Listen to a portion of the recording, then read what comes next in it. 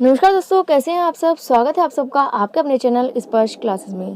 दोस्तों, आज की इस वीडियो में हम बात करने जा रहे हैं टीम टीचिंग के बारे में, टीम शिक्षण के बारे में। तो दोस्तों, मोस्ट इंपॉर्टेंट टॉपिक है आपका। ये शॉर्ट क्वेश्चन में अक्सर आ जाता है कि टीम टीचिंग से आप क्या समझते हैं, इसको थोड़ा सा ब्रीफ में एक्सप्लेन कीजिए।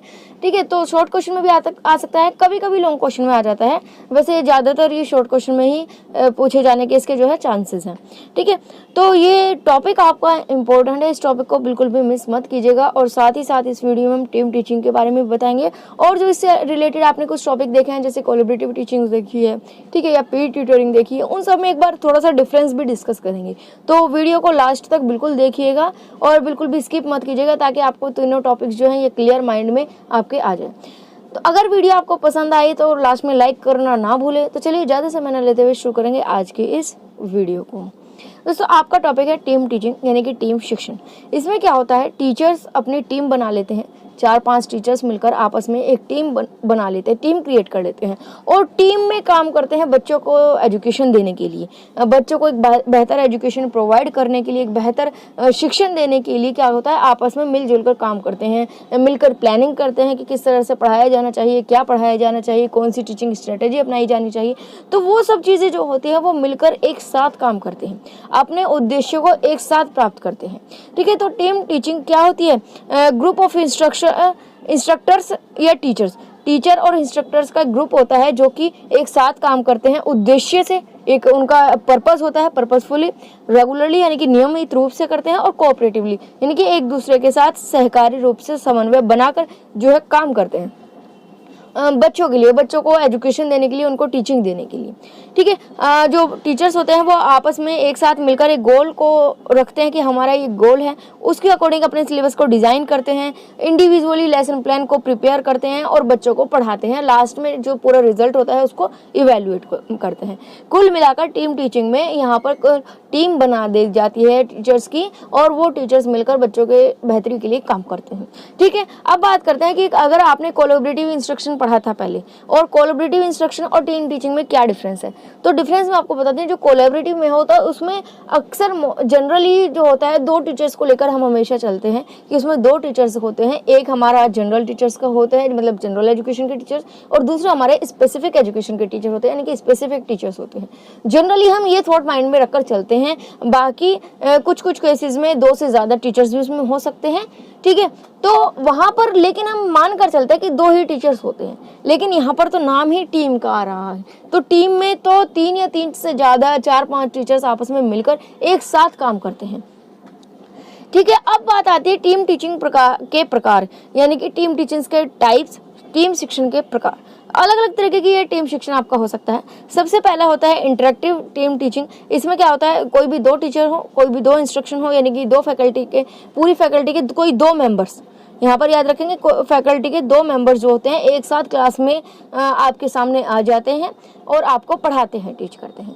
ठीक है, सेकंड आता है रोटेशनल फॉर्मेट टीम टीचिंग, घूर्णी प्रारूप टीम शिक्षण। इसमें क्या होता है, टीचर्स जो होते हैं रोटेशनली बार बार इंटरचेंज होते रहते हैं। जैसे आपस में वो पहले से सिलेक्ट कर लेते हैं, ये टॉपिक आप पढ़ाएंगे, ये टॉपिक मैं पढ़ाऊंगा, ठीक है, या ये कंटेंट आप पढ़ाएंगे, ये कंटेंट मैं पढ़ाऊंगा, ये काम आप करेंगे, ये काम मैं करूंगा। तो वो आपस में जो होते हैं इंटरचेंज होते रहते हैं, रोटेशनली फॉर्मेट यहाँ पर अपनाया जाता है। इसके बाद आता है पार्टिसिपेंट ऑब्जर्वर टीम टीचिंग। इसमें क्या होता है, एक टीचर पार्टिसिपेंट करते हैं, मतलब एक टीचर टीचिंग करते हैं, और जो दूसरे टीचर होते हैं वो as a observer, as a assistant काम करते हैं। अगर किसी बच्चे को, इन सभी बच्चों को ऑब्जर्व करते हैं, उनकी ज़रूरतों को ध्यान में रखते हैं।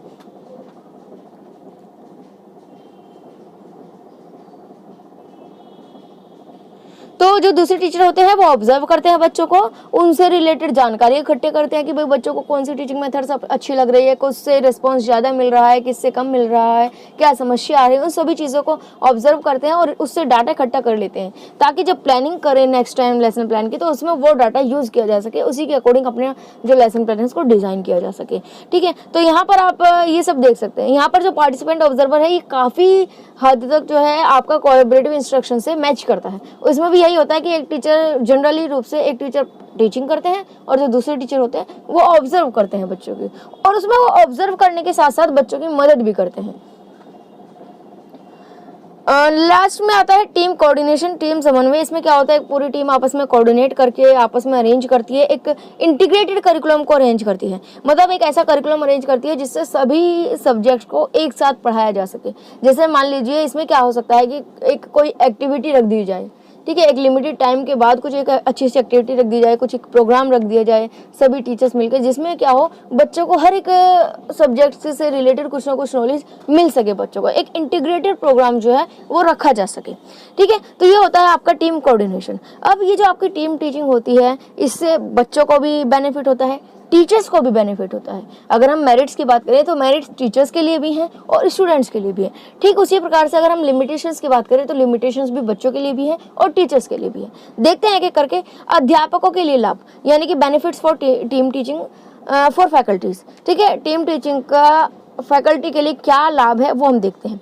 सबसे पहला है लर्निंग अबाउट टीचिंग। जो शिक्षक होते हैं वो टीचिंग के बारे में सीखते हैं। अब सीधी सी बात है, एक टीम है, टीम में 4, 5, 6 कितने भी टीचर्स हो सकते हैं। तो उनमें से क्या होता है, अगर एक टीचर जो है कम एक्सपीरियंस है या कम उनको इतनी ज़्यादा नॉलेज नहीं है या न्यू है, इंटर्नशिप है, ठीक है, तो उनके लिए क्या होता है, फ्रेशर्स है कोई टीचर, तो उन्हें क्या होता है, इन चीज़ों की ज़्यादा अच्छी नॉलेज मिल जाती है। वो दूसरे टीचर्स के साथ मिलकर जब काम करते हैं तो वो भी ट्रेंड हो जाते हैं स्पेशली, तो वो भी शिक्षण के बारे में उनको नई नई चीज़ें सीखने को मिलती है। Improve their on teaching skills, अपने खुद के शिक्षण कौशल में सुधार करने का उनको मौका मिलता है। अब मेरे थॉट्स अलग हैं, दूसरे टीचर के थॉट्स अलग हैं। अगर मैं खुद किसी दूसरे टीचर्स के साथ कोलैब करके काम करती हूँ तो कहीं ना कहीं मुझे उनसे भी कुछ सीखने को मिलेगा और उन्हें मुझसे कुछ सीखने को मिलेगा, तो दोनों को ही एक दूसरे से सीखने को मिलता है। तो यहाँ पर क्या होता है, टीचर्स को एक दूसरे से भी सीखने को मिलता है कि हम क्या नया तरीका, क्या इनोवेटिव आइडियाज कर सकते हैं और कैसे कैसे अपनी टीचिंग्स को इम्प्रूव कर सकते हैं। Have opportunities to socialize graduate students into the world of teaching। स्नातक स्तर जो ग्रेजुएट स्टूडेंट्स होते हैं उनको शिक्षण की दुनिया में सामूहिकरण करने के अवसर मिलते हैं, यानी कि उनको सोशलाइज करने के भी यहाँ पर अपॉर्चुनिटी मिल जाती है।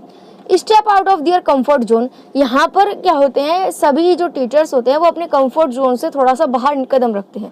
कंफर्ट जोन क्या हो गया, हमारी एक टीचिंग मेथोडोलॉजी है, हमारी एक टीचिंग स्ट्रेटजी है, हम उसी पे ही काम करते हैं, ठीक है, कोई नया कुछ सोचने की कोशिश नहीं करते। लेकिन जब हम टीम में काम कर रहे होते हैं ना, तो कहीं ना कहीं हमें इनोवेटिव सोचने का प्रेशर हमारे माइंड में होता है, या फिर जब कोई काम एक साथ हो रहा है तो दूसरे टीचर अगर कोई सजेशंस दे रहे हैं और अगर उनके अकॉर्डिंग कुछ काम चल रहा है तो हमें भी उन्हीं के अकॉर्डिंग ही काम को आगे बढ़ाना होता है। तो यहाँ पर हम कहीं ना कहीं अपने कंफर्ट जोन से हमें आगे निकलना होता है। C teaching through the learner size, इसमें क्या होता है, हम जो टीचर्स होते हैं वो पूरे की पूरी टीचिंग प्रोसेस को, पूरे शिक्षण को स्टूडेंट्स के पॉइंट ऑफ व्यू से देखते हैं, लर्नर्स के पॉइंट ऑफ व्यू से देखते हैं। यहाँ पर ये ध्यान रखा जाता है जब भी प्लानिंग करते हैं कि बच्चे क्या सोचते हैं, बच्चे किस तरह से सोचते हैं, उनके लिए किस तरह का लेसन प्लान अच्छा होगा। तो यहाँ पर टीचिंग को, जो टीचर्स होते हैं टीचिंग को लर्नर्स के आइज से देखते हैं, यानी कि लर्नर के पॉइंट ऑफ व्यू से देखते हैं। गेन न्यू इंसाइट इनटू दियर डिसिप्लिन्स, उन्हें अपने विषयों में अंतर्दृष्टि प्राप्त होती है। मतलब क्या होती है, अपने सब्जेक्ट से रिलेटेड कुछ नई नई नॉलेज जो है वो प्राप्त होती रहती है। Develop clearly perspectives on the difference between disciplines, यहाँ पर उन्हें अलग अलग जो डिसिप्लिन्स होते हैं, यानी कि अलग अलग जो सब्जेक्ट्स होते हैं उनके बीच क्या एग्जैक्टली क्या डिफरेंस है और कितनी सिमिलैरिटीज़ है वो भी उन्हें बिल्कुल क्लियर हो जाता है। आगे चलते हैं, स्टूडेंट्स के लिए क्या लाभ है, बेनिफिट्स फॉर स्टूडेंट्स क्या है, help to build bridge of understanding across disciplines for both faculties and students. सीधी सी बात है, स्टीम टीचिंग की स्टूडेंट्स को भी बेनिफिट होते हैं और टीचर्स को भी बेनिफिट होते हैं। तो यहाँ पर अध्यापक और छात्र दोनों के लिए विषयों में समझ के पुलों का निर्माण करने में मदद मिलती है। यानी कि जैसे टीचर्स को मदद मिल रही है अपने सब्जेक्ट्स को और बेहतर बनाने के लिए और बेहतर तरीके से समझने के लिए, उसी तरह से स्टूडेंट्स को भी। आपको एक सब्जेक्ट मैथ्स है, आपको मैथ्स एक टीचर पढ़ा रहे हैं, डेली पढ़ाते आ रहे हैं, तो आप उन्हीं के पॉइंट ऑफ व्यू से पढ़ते आ रहे हैं। लेकिन जब एक सब्जेक्ट, आपके मैथ्स सब्जेक्ट को 3-4 टीचर आपस में मिलकर एक साथ कोऑर्डिनेट करके आपको पढ़ाएंगे तो आपको भी नई नई मेथड से पढ़ने का मौका मिलेगा, नए नए तरीकों से पढ़ने का मौका मिलेगा, नई नई चीज़ों को जानने का मौका मिलेगा। Build greater curricular coherence for students, छात्रों के लिए अधिक से अधिक पाठ्यक्रम का निर्माण होता है। Create a greater sense of academic community. अकादमिक समुदाय जो होता है, जो एकेडमिक कम्युनिटी होती है, उसकी ज़्यादा से ज़्यादा समझ बच्चों में जो है विकसित होती है। इसी तरह से बाकी सभी के सभी जो है बेनिफिट्स बच्चों को मिल जाते हैं, जैसे इम्प्रूवमेंट स्टूडेंट टीचर्स रिलेशनशिप। इसमें कहीं ना कहीं टीचर स्टूडेंट्स के आपस के जो संबंध होते हैं वो भी कहीं ना कहीं इम्प्रूव होते हैं, क्योंकि जो टीचर्स होते हैं वो बच्चों के पॉइंट ऑफ व्यू से देखते हैं, और बच्चों को भी जब टीचिंग इंटरेस्टिंग लगेगी तो ऑब्वियसली टीचर्स भी उनको जो है इंटरेस्टिंग लगने लगेंगे, यानी कि टीचर्स भी उनको पसंद आने लगेंगे। अब सीधी सी बात है, आपकी क्लास में कोई टीचर आए और अगर आपको उनके पढ़ाने का तरीका समझ में नहीं आ रहा है तो आप बोर होने लगेंगे और आपको वो टीचर्स भी पसंद नहीं रहेंगे। लेकिन अगर आपको उनका टीचिंग मेथड्स अच्छा लग रहा है तो कहीं ना कहीं वही टीचर आपके फेवरेट बन जाते हैं, आपके आइडल बन जाते हैं। इसके बाद अगर हम बात करें चैलेंजेस की बात करें, चुनौतियों की बात करें, यानी कि लिमिटेशंस क्या क्या हैं, क्या क्या चैलेंजेस आते हैं फॉर फैकल्टीज टू फैकल्टीज, यानी कि टीचर्स को क्या क्या चैलेंजेस आते हैं। Lack of sufficient time for collaborative works exist. यहाँ पर कोलैबोरेटिव वर्क जब होता है, यानी कि जब टीम टीचिंग होती है, उसके लिए जब पूरा प्रोसेस चलता है, पूरी प्लानिंग चलती है, डिजाइनिंग चलती है, तो उसमें अच्छा खासा समय की जरूरत होती है, अच्छे खासे टाइम की जरूरत होती है, और यहाँ पर टाइम की कमी रह जाती है। Lack of training in group dynamic exist. यहाँ पर जो ग्रुप को चलाए रखने में, टीम को बनाए रखने में जो ट्रेनिंग चाहिए होती है उसकी भी कमी रहती है, क्योंकि सभी टीचर्स नॉर्मल होते हैं। अगर उनके आपस में इश्यू रहते हैं, आपस में एक दूसरे के साथ अंडरस्टैंडिंग नहीं बनती है, तो कहीं ना कहीं ये जो आपकी टीम टीचिंग है वो बिल्कुल बेकार हो जाएगी। Problems with overlapping roles exist. यहाँ पर अगर कोई एक रोल ऐसा है जो कि 2 या 2 से ज़्यादा टीचर्स को प्ले कर रहे हैं तो वहाँ पर भी प्रॉब्लम आ जाती है। Individual autonomy is lost. यहाँ पर व्यक्ति की जो टीचर्स होते हैं उनकी व्यक्तिगत स्वायत्ता जो होती है वो खत्म हो जाती है, यानी कि उनकी खुद की कोई भी स्वायत्ता नहीं होती, खुद की ऑटोनॉमी नहीं होती एक व्यक्ति की, पूरी टीम की ऑटोनॉमी हो जाती है। जैसे मैंने आपको कोलैबोरेटिव में बताया था कि 2 टीचर अगर पढ़ा रहे हैं तो दोनों की इक्वल रेस्पॉन्सिबिलिटी होगी, इक्वल अकाउंटेबिलिटी होगी, इक्वल ऑटोनॉमी होगी, ठीक है। तो यहाँ पर भी टीम है पूरी की पूरी, वो तो पूरी टीम की एक साथ रेस्पॉन्सिबिलिटी होगी, एक साथ उनकी अकाउंटेबिलिटी होगी, एक साथ उनकी ऑटोनॉमी होगी। एक टीचर की जो पर्सनल इंडिविजुअल जो ऑटोनॉमी होती है, जो उनकी पर्सनैलिटी होती है वो बिल्कुल खत्म हो जाती है, इंडिविजुअलिटी खत्म हो जाती है उनकी। अब बात करते हैं छात्रों के लिए क्या चुनौती आती है। Instructors are not flexible in addressing students learning styles. जो बच्चों के छात्रों की सीखने की शैलियाँ होती हैं, जो तरीके होते हैं, उसको सही तरीके से सीखने में या समझने में फ्लेक्सिबल नहीं हो पाते हैं कहीं ना कहीं, क्योंकि हर एक बच्चे की जो होती है अलग अलग सीखने की ज़रूरत होती है, तो उनके अकॉर्डिंग फ्लेक्सिबल इतना ज़्यादा नहीं हो पाते हैं। सीखने की उम्मीदों के बारे में भ्रम मौजूद होता है। Confusion about learning expectations exist. यहाँ पर बच्चे कितना सीखेंगे, उसकी कितनी उम्मीद है, उसका में कन्फ्यूजन रहता है। मूल्यांकन में असमानताएं विद्यमान होती है। यहाँ पर इवैल्यूएशन में भी अलग अलग जो होती हैं डिस्पैरिटी दिख सकती है, असमानताएं दिख सकती है। कैसे एक टीचर्स के पॉइंट ऑफ व्यू में एक बच्चा अच्छा है, दूसरे टीचर्स के पॉइंट ऑफ व्यू में वही बच्चा डल है, ठीक है। तो यहाँ पर वो भी चीज़ें जो होती है, चैलेंजेस ये आते रहते हैं, लिमिटेशंस आते रहते हैं। तो उम्मीद है ये टॉपिक आपको बिल्कुल क्लियर हो गया होगा। अगर हम बात करें कोलैबोरेटिव टीचिंग की और टीम टीचिंग की, तो मैंने दोनों में अंतर बता ही दिया है। पहली बात तो यही अंतर है, कोलैबोरेटिव में हम हमेशा 2 टीचर्स को मान के चलते हैं, 2 से ज़्यादा हो सकते हैं, लेकिन जनरली हम 2 टीचर्स को मान के चलते हैं, जिनमें से एक टीचर आपका जनरल टीचर होते हैं और दूसरे टीचर आपके स्पेसिफिक टीचर होते हैं, ठीक है। हम ये मानकर चलते हैं, बाउंडेशन नहीं है ऐसी, लेकिन हम ये जनरली तौर पर यही मानकर चला जाता है, ठीक है। और टीम टीचिंग में क्या होता है, इसमें 2 टीचर नहीं बल्कि 4-5 टीचर, कई टीचर्स एक साथ टीम बनाकर काम करते हैं पूरी तरीके से। और दूसरी बात ये होती है, टीम टीचिंग आप कॉन्टिन्यूसली नहीं चला सकते, पूरा ऑल ओवर टाइम पीरियड पर नहीं चला सकते, यानी कि अगर आपका पूरा जो सेशन है, पूरे सेशन के दौरान आप टीम टीचिंग नहीं चला सकते, क्योंकि इसमें तो टाइम कंज्यूमिंग हो जाएगा, ठीक है, कॉस्टली भी हो जाती है आपकी। और टीचर अगर सारे आपस में कोऑर्डिनेशन बिठाना, ये सब चीज़ें ना कॉन्टिन्यूसली या कहें तो रेगुलरली पॉसिबल नहीं हो पाती। टीम टीचिंग जो होती है एक ओकेजनली कराई जाती है, या तो भाई मंथली करा ली, वीकली करा ली, या एक लिमिटेड टाइम पीरियड के बाद टीम टीचिंग करा ली, जिससे बच्चों को ऑल ओवर डेवलपमेंट भी हो सके, ऑल ओवर असेसमेंट भी हो सके, इवैल्यूएशन भी हो सके।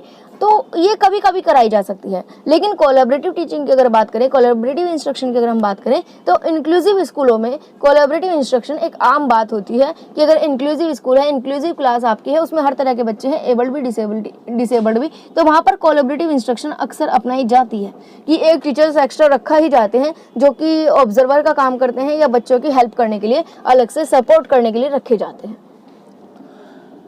और अगर बात करें हम पीट ट्यूटोरिंग की, तो पीट ट्यूटोरिंग तो बिल्कुल ही अलग है। यहाँ पर ये तो सब टीचर्स के बीच में हो रहा है। पीट ट्यूटोरिंग में जो टीम बनती है वो स्टूडेंट्स की बनती है। स्टूडेंट्स आपस में एक दूसरे की मदद करते हैं, एक दूसरे से को सिखाते हैं, एक दूसरे से सीखते हैं। तो उम्मीद है तीनों के तीनों आपको बिल्कुल क्लियर भी होंगे, इनमें डिफरेंस भी आपको बिल्कुल इक्वालिटी पता चल गई होगी। आपको वीडियो अच्छी लगी है तो लाइक जरूर कीजिएगा। आप अपने कमेंट्स जो है, अपने फीडबैक जो है वो कमेंट बॉक्स में दे सकते हैं। आज के लिए बस इतना ही। वीडियो को सेव बने रहने के लिए, चैनल के साथ बने रहने के लिए और इसी तरह की और वीडियोस को पाने के लिए चैनल को सब्सक्राइब कर बेल आइकन को प्रेस करना ना भूलें। आज के लिए बस इतना ही। मिलेंगे आने वाली वीडियो में। आज के लिए धन्यवाद।